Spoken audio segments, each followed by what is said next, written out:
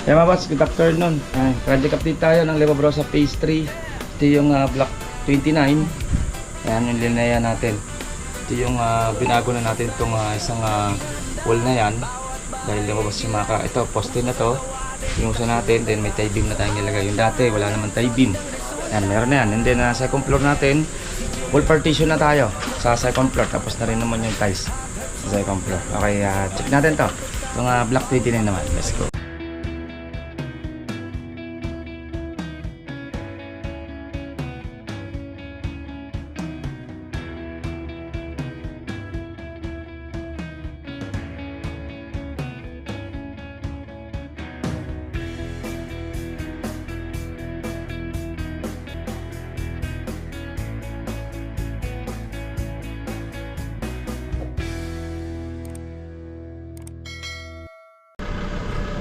Yan at good afternoon mga boss.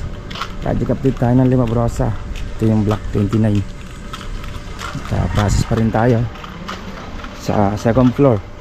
And then ito, na-plastering na rin naman. Nahabol na rin yung nandun niya.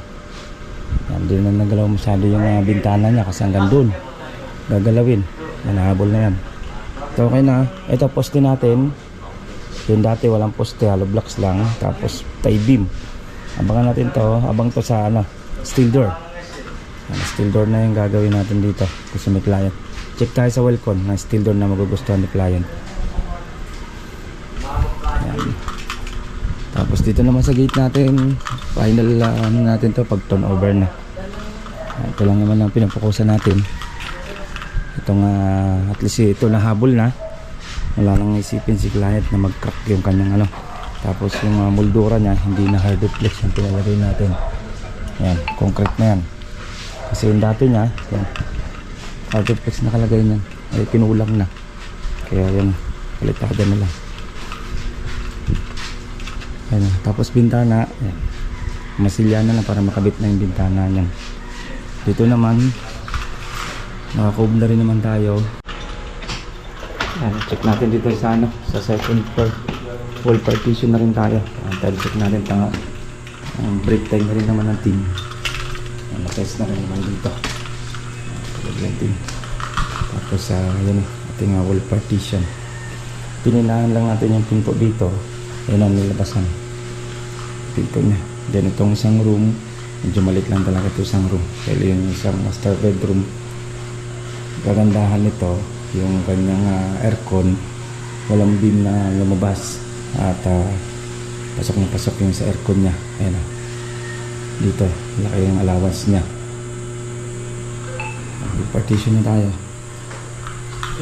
Tapos dito ano na rin naman to. Duplex na tayo.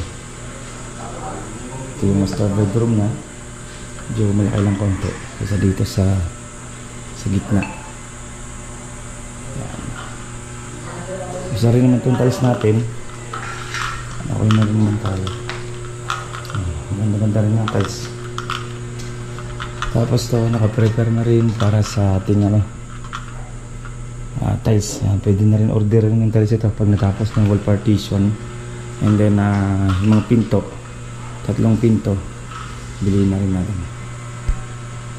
Okay, then check natin panghalo yung tiles tab natin.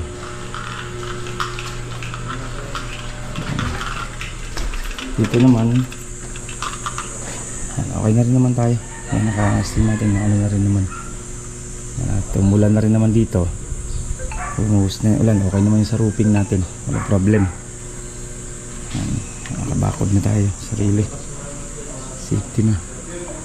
Yan may kailangan may screen talaga dito. Gawa ng puno. Pag nagkaroon ka ng bubong. Yan. Okay. Yan.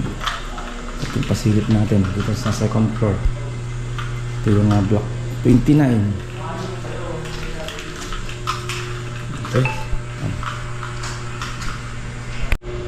Yan mga boss, tayo na ito yung pasilip natin dito sa block 29 ng Linea Lebabrosa Phase 3. Yan. At wall partition natin dito. Nandiyan na rin yung materials. Yung pinto i-order na natin. Tapos yung steel door, check natin sa Welcon. Okay, yan ang ating update. Update natin kayo sa ibang project naman. Update ko kayo sa ibang project na. Ingat-ingat tayo. Bye. Ito pong J. Uragon Vlog, napakaganda po ng channel na ito, no? Tungkol po ito sa construction. Actual construction po ang channel na ito, no?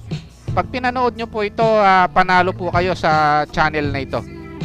Napakaganda po ng mga video niya. Lalo na pong magaganda, no, yung mga iba't ibang design niya. Kakaiba po yung mga iba't ibang design niya sa mga kisame. Subukan nyo pong panoorin J. Uragon Vlog na ito. Matutuwa po kayo pag pinanood nyo po yung mga video niya. Maraming salamat po.